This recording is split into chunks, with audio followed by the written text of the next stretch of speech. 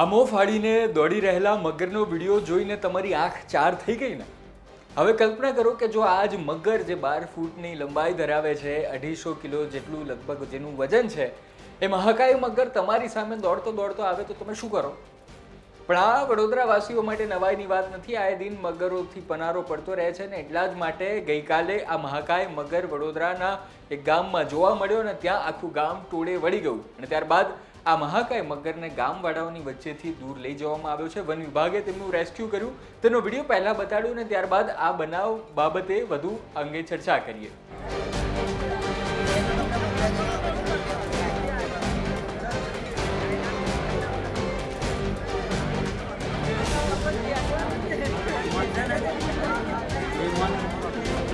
हाँ ठीक है पैदा की थी मारो हाथ ठीक है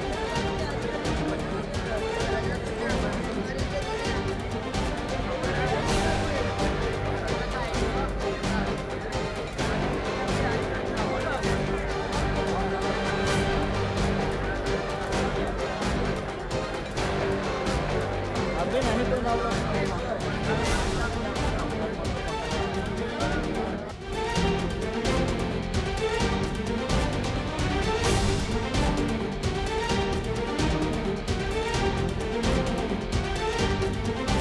તો તમે જોયું કે કઈ રીતે આ મગરનું વન વિભાગ અને ત્યાંના સ્થાનિક લોકોએ રેસ્ક્યુ કર્યું છે. મૂળ વાત એવી છે કે વરસાદી માહોલ છે અને વડોદરામાંથી આએ દિન ખબર આવતી હોય છે કે મગર જે છે તે સિટીમાં અને જે જંગલ વિસ્તાર છે ત્યાં આવી જતા હોય છે અને ત્યારબાદ વન વિભાગ તેનું રેસ્ક્યુ કરતું હોય છે. અને આવી જ એક ઘટના બની હતી આસોજ ગામમાં, જ્યાં આ મહાકાય મગર જે છે તે આવી ગયો હતો અને ત્યારબાદ સ્થાનિકો ટોળે વળ્યા હતા. વન વિભાગને જાણકારી આપવામાં આવી, વન વિભાગ તરત આવ્યું. સ્થાનિક લોકો હતા તે તમામ લોકોએ આ 250 કિલોના મગરનું રેસ્ક્યુ કર્યું છે.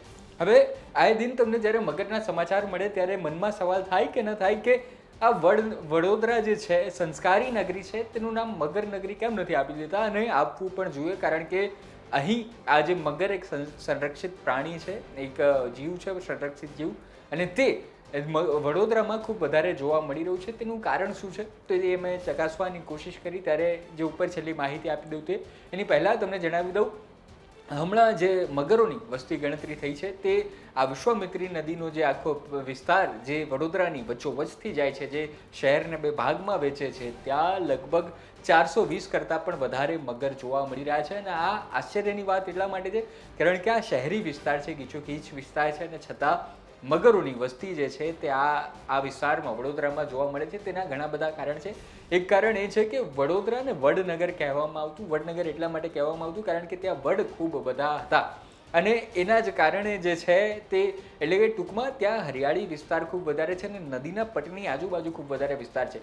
બીજી વાત એ કે વિશ્વામિત્રી નદી જે છે તે પ્રમાણમાં તમને શાંત દેખાતી હશે, પરંતુ શાંત પાણી ઊંડા હોય તેમ વિશ્વામિત્રીની ઊંડાઈ પણ ખૂબ વધારે છે અને આ ઊંડાઈ જ મગરના રહેવા માટે, તેમના પ્રજનન માટે ખૂબ વધારે સારી એવી સાનુકૂળ એવી પરિસ્થિતિનું નિર્માણ કરે છે. અને જ્યારે ઉનાળાનો સમય હોય, પાણી સુકાતું હોય, છીછરું બની જતું હોય, ત્યારે પણ વિશ્વામિત્રીના અમુક વિસ્તારોમાં પાણી રહેતું હોય છે અને મગર માટે આ એ સમય છે જ્યારે તેઓ પ્રજનન કરતા હોય છે.